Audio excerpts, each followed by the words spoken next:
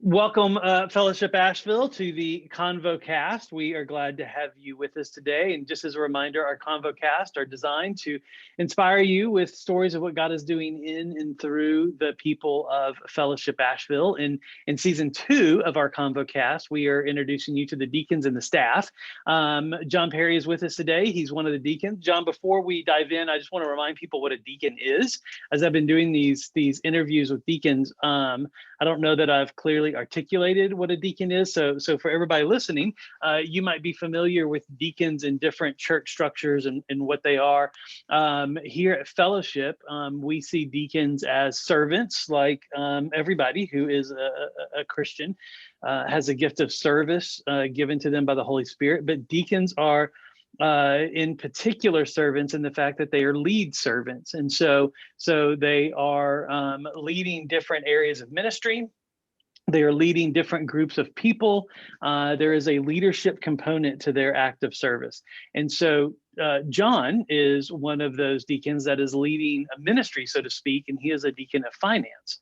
And so they help with budget analysis. They help with projections. They usually get pretty giddy over spreadsheets, which I'm so thankful for, because I do not. I can understand a spreadsheet. I can come up with a fairly decent one, but I can't make it do the magic that they do. So I'm very thankful for our deacons of finance. So with all that, John, tell folks a little bit about you.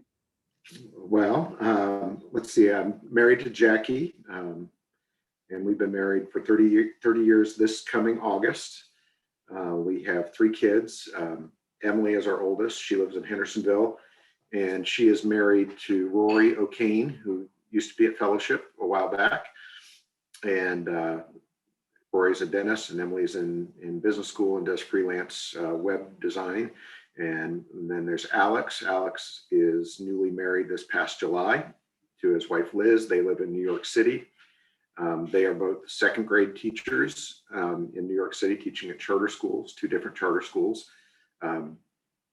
They have been online all year, and I don't know how you teach second graders online, teach them how to read and do math and all that sort of thing. I don't know how you do that when you're in person, but let alone teaching them online as well. I would imagine it's very difficult. Yeah. They've got lots of challenges, but they seem to be thriving nonetheless. So they live in Lower Manhattan. And then Sam is our youngest, and Sam is a sophomore at NC State and a business major in arts, entrepreneurship, and economics minor. And Sam, you're from Fellowship, you've probably seen him up playing the piano or the bass or the guitar or singing or something up there. He loves music, and so he's really talented there. Jackie is a counselor and just recently got her PhD in counselor education and supervision. And so she teaches master's level counselors and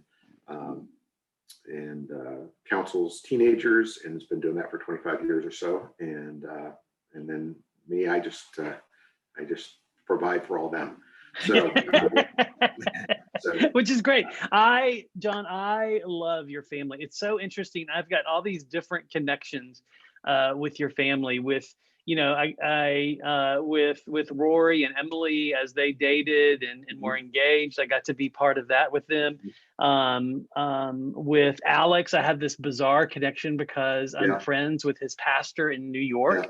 They go to the Bridge NYC, which I'm actually quoting James in my sermon this coming Sunday, which for y'all watching would probably be months ago. But but I think the world of the church that they go to and their pastor. He's a great man of God.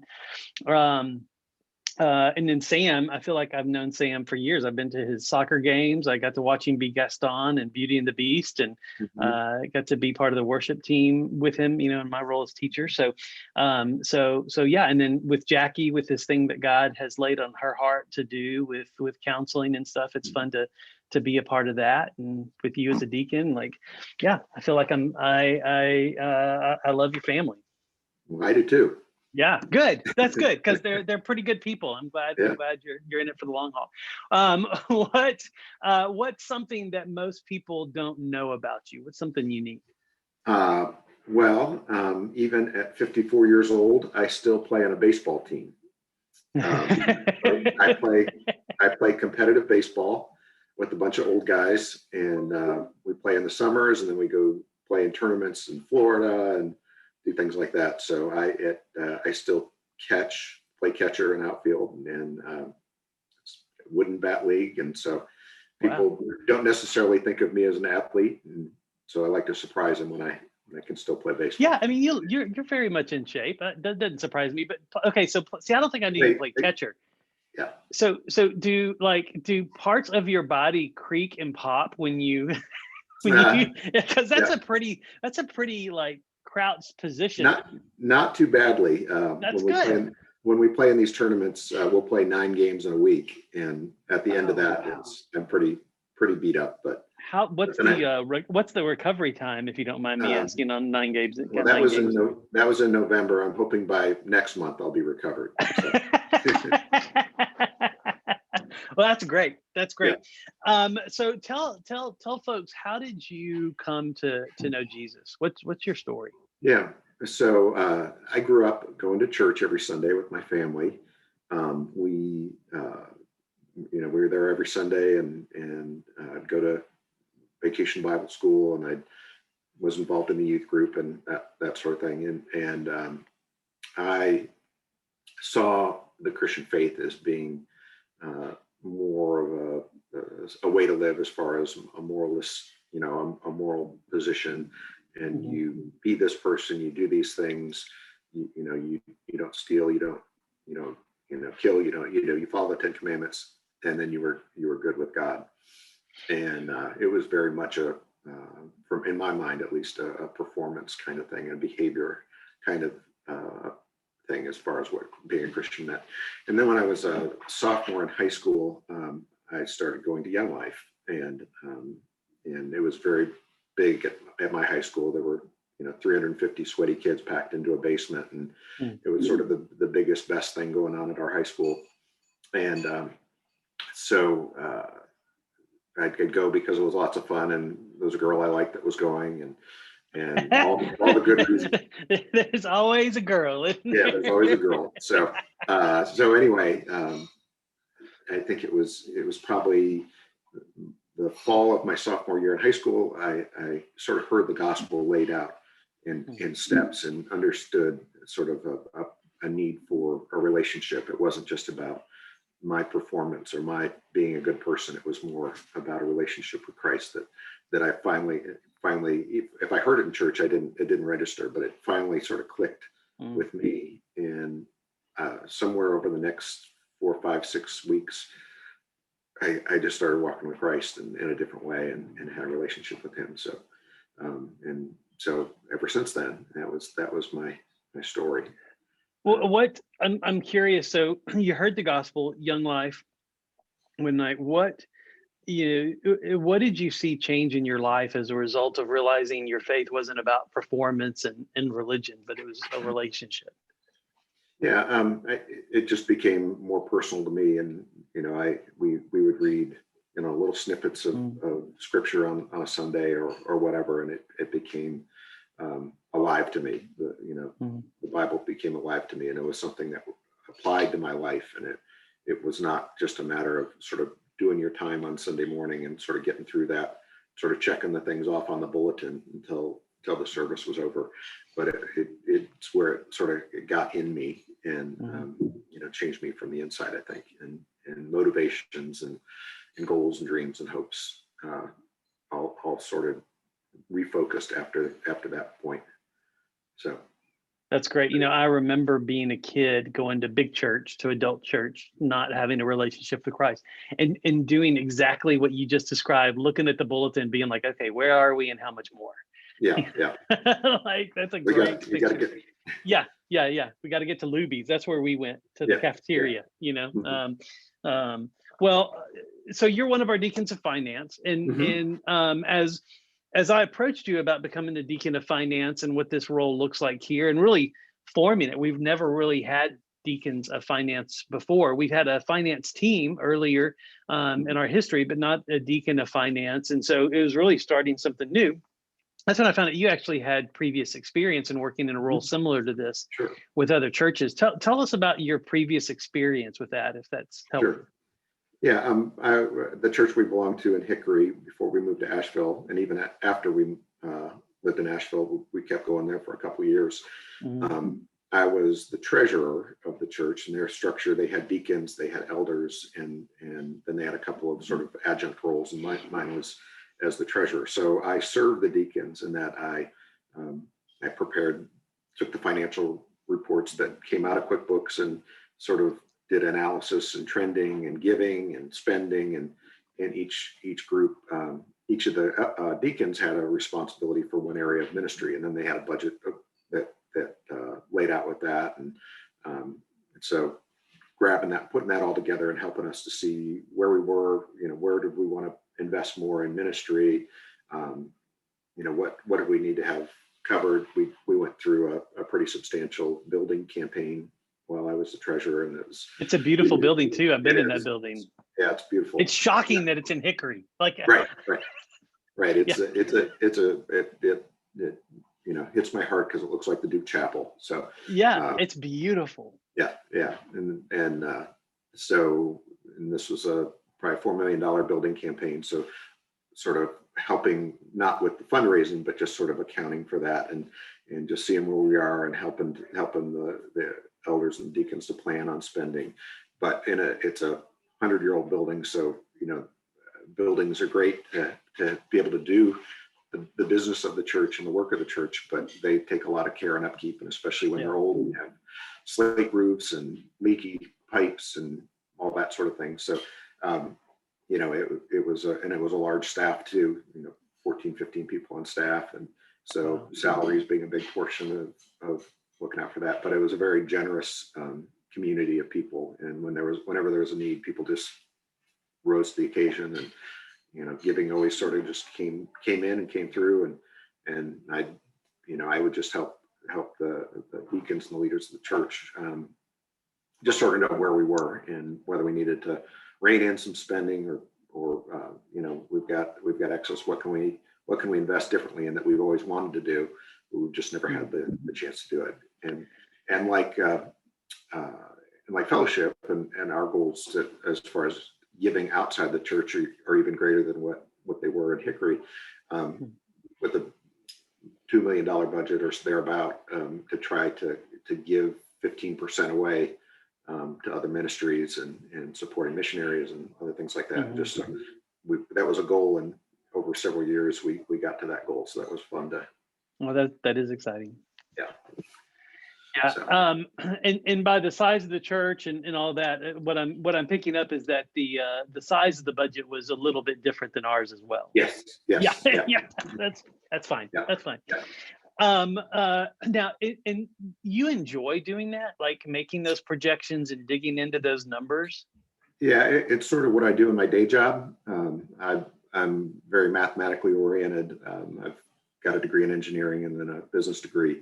And so I deal with the numbers all the time. I take data and I build analyses for companies and to let them see what's going on in their business. So it's sort of, what I eat, sleep, and drink every day.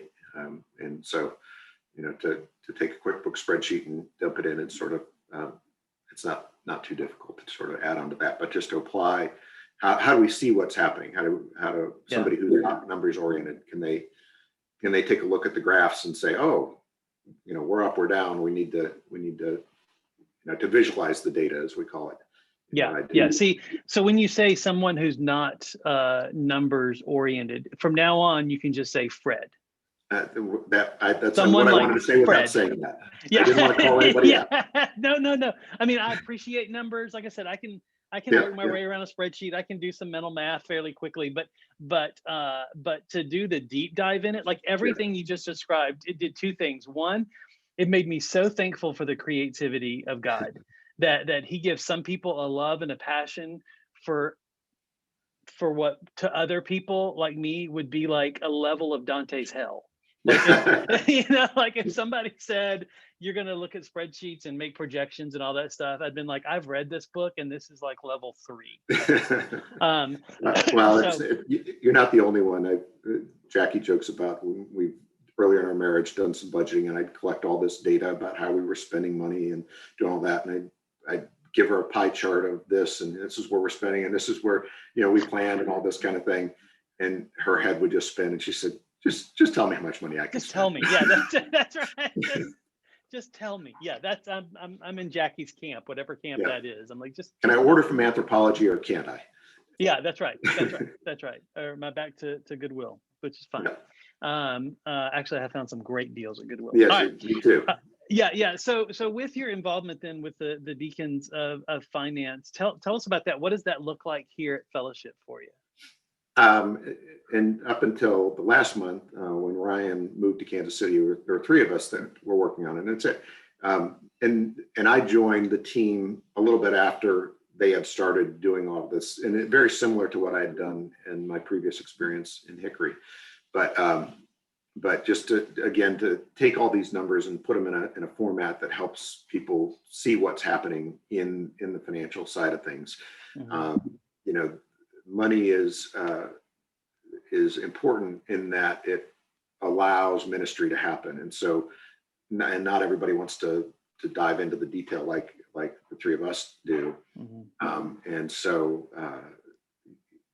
money is a catalyst for ministry to happen, and so we'll take the financial statements and we'll crank through those, and we'll help the elders make decisions and what can we invest in, and especially during the pandemic and everything being sort of topsy-turvy with church and giving and where people are out of work and who's still coming to church and who's watching online.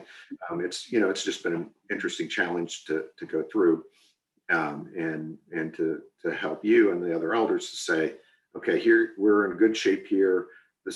We've got some extra here. We've got to do these projects to help us open back up, and can we do this, that, or the other thing? And so that's what the 3 of us, and now 2 of us, now that Ryan's moved to Kansas City, that we'll continue to be advisors and consultants, if you will, to help make those decisions, so that we're good stewards of what God has given us through people, and be able to meet the needs of the church, physical needs, and paying staff and doing all the things that are necessary for the upkeep of a church and keeping the ministries going. Yeah. Well, and I'll do a shameless plug too. It is nice to have 3 Deacons of Finance instead of 2.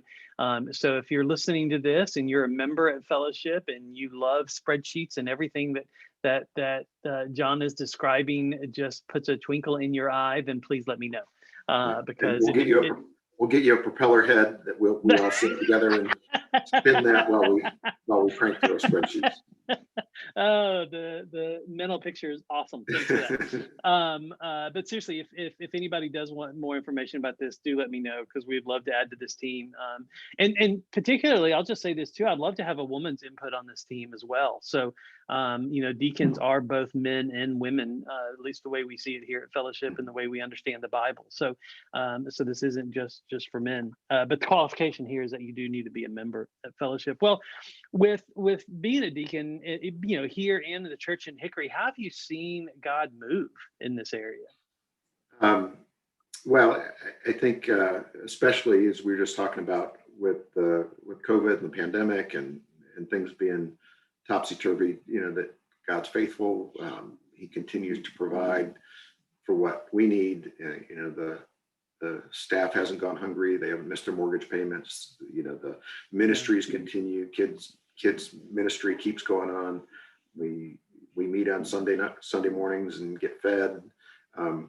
So when it feels like the other things in the shifting sands that are going on in the world right now, that God's faithfulness is rock solid. So at least in our body, that's been true. And it's not where any of us really want to be, but it's going through this together. It's we get to collectively experience that God's faithfulness. Yeah. I have been pleasantly surprised, at least at the time of this recording. We are in probably the healthiest financial position we've ever been in. We have been able to increase our outside giving to where, now it's at about 20% of our operational budget is going to outside organizations, which is really cool. And, Mhm. just as John was mentioning, our ultimate goal for that, this is like a 20-year goal. It's not a 3-year goal, but is to where 51% of the money that comes into our operational budget is going out to other organizations and ministries and missionaries that we support and organizations that we support. So that's a pretty lofty goal. It's one of It is. those big, hairy, audacious goals that I would love Mhm. to see God do. So Mhm. we may never get there, but that doesn't mean we don't shoot No, for it. keep So going after it. Yeah. yeah. Well, in dealing with this, since the question is this, how have you seen growth in your life as part of serving? And here's kind of what I'm getting at too, is that both your day job and your ministry kind of coincide. It uses very much how God has made you to be. And so serving and work kind of go together in many ways. And so how have you seen, or have you noticed any growth uh, maybe differently in working for, helping the cause of Christ versus your client? Or are those kind of the same?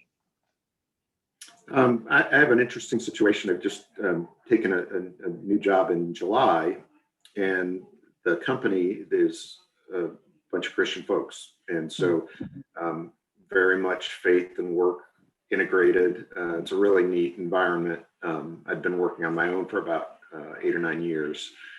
So I'm not really answering your question a bit, but No. sort of tangentially. But it's for me, it's just been really encouraging to see that those two can coexist, because that Yeah. hasn't always been the case in my career. It's very encouraging to me to be useful, for my gifts to be used. And so if I'm not an upfront person, I can do the standing up front and being sort of the spotlight, but I don't crave it. And so to be able to set the table for others in a way so that ministry can happen, and I take a lot of satisfaction in that. I mean, That's awesome. I get great personal satisfaction when at the end of a process or project, then we've got an answer that helps move things forward. So it's really gratifying to me and pleasing to my soul when, as weird as that sounds, that the spreadsheet works out and it totals up to the right number and all those sorts of things. I know I'm a weirdo, but Yeah, that's great. But that's the case. Oh, there's my mom. Hey, Mom. Hey. We're being recorded. Oh, I would say anything.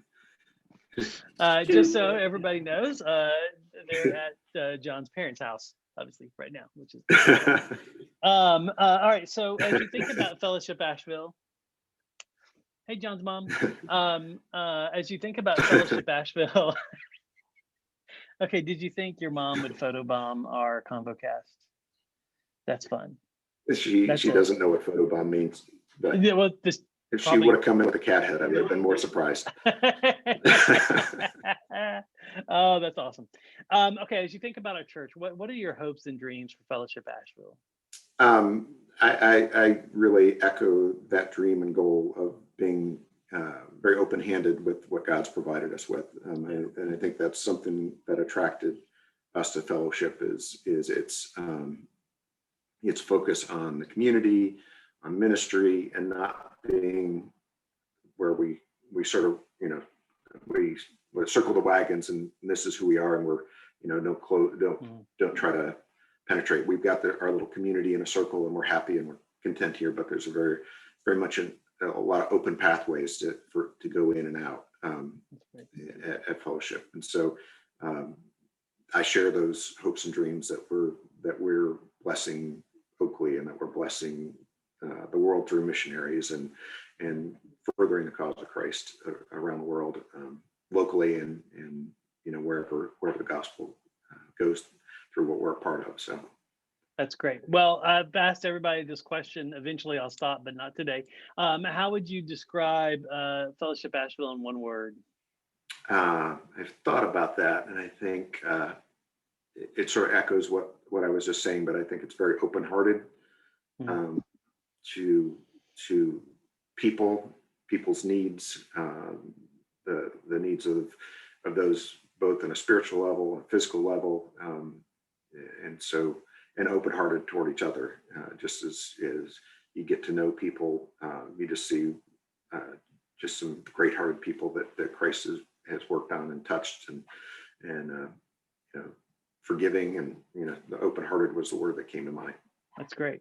That's great. Well, John, thank you for your time. Sure thing. Tell your folks I said hello. And She'll come back and you can say it yourself. Okay, great. For those of you listening, if you haven't already, do click like and subscribe. It helps us, and it also allows you to get notifications when we add content to our YouTube channel. So you'll have that. And y'all, I love you, and I love being in the church with you. So thanks so much. See you next time. Thanks, Fred. Bye.